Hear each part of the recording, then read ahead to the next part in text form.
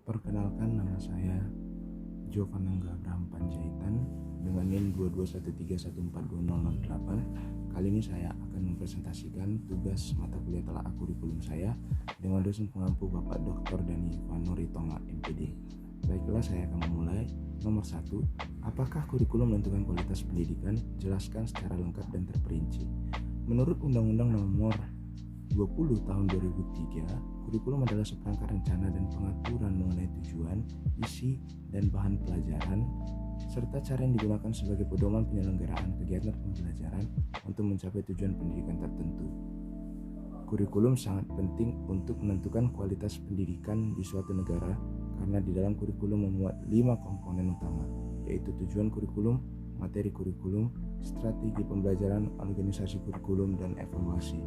Jadi melalui kurikulum, setiap negara akan merumuskan tujuan pendidikan yang ingin dicapai, merangkai bahan ajar yang akan digunakan dalam kegiatan belajar mengajar demi tercapainya tujuan pendidikan, membuat metode jitu dan melengkapi peralatan yang digunakan dalam proses belajar, serta memeriksa keefektifan dan kemampuan kurikulum tersebut untuk diterapkan dalam pendidikan. Nomor 2, jelaskanlah fungsi kurikulum dalam proses pendidikan. Bagi peserta didik, fungsi kurikulum adalah sebagai sarana untuk mengukur kemampuan diri dan konsumsi pendidikan. Hal ini berkaitan juga dengan pengejaran target-target yang membuat peserta didik dapat mudah memahami berbagai materi ataupun melaksanakan proses pembelajaran setiap harinya dengan mudah. Selain itu juga diharapkan agar peserta didik mendapatkan pengalaman-pengalaman baru yang di masa depan dapat dikembangkan sesuai dengan perkembangannya dan bisa menjadi bekal kehidupannya nanti. Selain itu, fungsi kurikulum bagi peserta didik adalah mempermudah mereka dalam memetakan jadwal yang akan mereka buat nantinya. Dengan jadwal ini, mereka dapat membagi waktu untuk mengerjakan pekerjaan-pekerjaan yang harus dikerjakan sesuai dengan tuntutan oleh guru dan pendidik nantinya. 3. Jelaskanlah komponen-komponen kurikulum dan bagaimana hubungan antar komponen-komponen kurikulum tersebut. Kurikulum memiliki komponen-komponen yang saling terintegrasi satu sama lain. Komponen-komponen utama kurikulum yaitu: yang pertama tujuan, 2 materi, 3 strategi pembelajaran, 4 organisasi kurikulum, dan yang kelima evaluasi. Kelima komponen tersebut memiliki keterkaitan yang erat dan tidak bisa dipisahkan. 4. Tujuan pendidikan di Indonesia untuk mewujudkan manusia Indonesia yang bulat dan utuh. Apa maksud dari pernyataan tersebut? Jelaskan.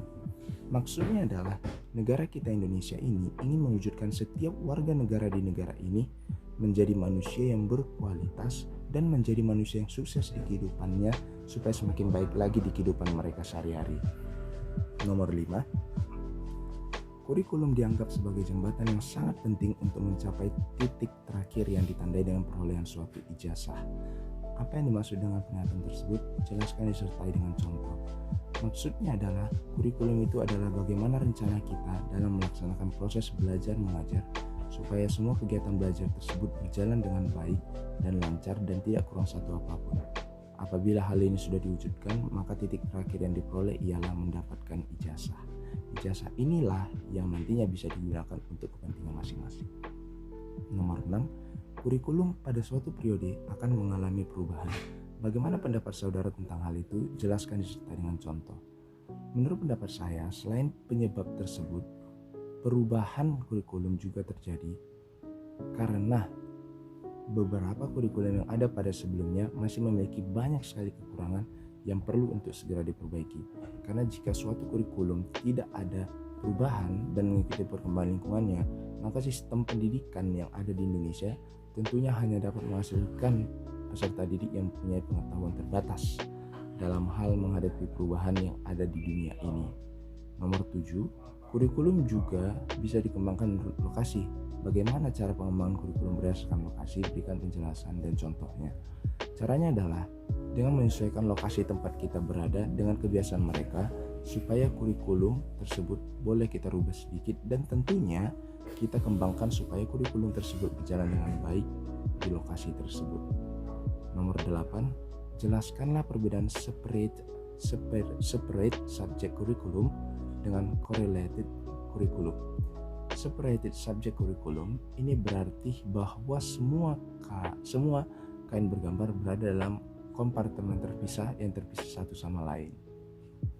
Tema atau tema adalah hasil pengamatan manusia selama berabad-abad atau budaya dan pengetahuan yang dikumpulkan oleh manusia sejak lama, disusun dan disederhanakan secara logis dan sistematis pada setiap usia yang akan disajikan kepada siswa sesuai dengan itu.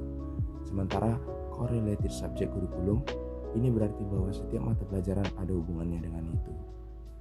9. Jelaskanlah komponen kurikulum tingkat satuan pendidikan. Ada 3 jenis silabus atau kurikulum, yaitu yang pertama separated subject curriculum. Ini berarti bahwa semua kain bergambar berada dalam kompartemen terpisah yang terpisah satu sama lain. Tema atau tema adalah hasil pengalaman manusia selama berabad-abad atau budaya dan pengetahuan yang selama berabad-abad dikumpulkan oleh manusia sejak lama, disusun dan disederhanakan secara logis dan sistematis pada setiap usia yang akan disajikan kepada siswa sesuai dengan itu. Correlated subject curriculum ini berarti bahwa setiap mata pelajaran ada hubungannya.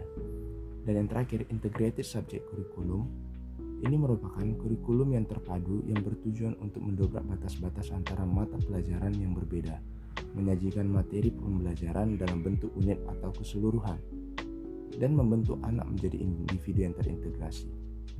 Yang terakhir nomor 10, mengapa seorang guru harus memahami betul kurikulum yang berlaku? Jelaskan secara detail dan lengkap. Karena dengan memahami kurikulum yang berlaku, maka guru tersebut mampu menentukan bagaimana cara ia mengajar murid yang diajarnya dengan baik sesuai dengan kurikulum yang memang sudah ditentukan sehingga proses belajar mengajar di kelas berjalan dengan baik. Demikianlah presentasi tugas telah kurikulum saya. Apabila ada kekurangan, saya mohon maaf. Terima kasih.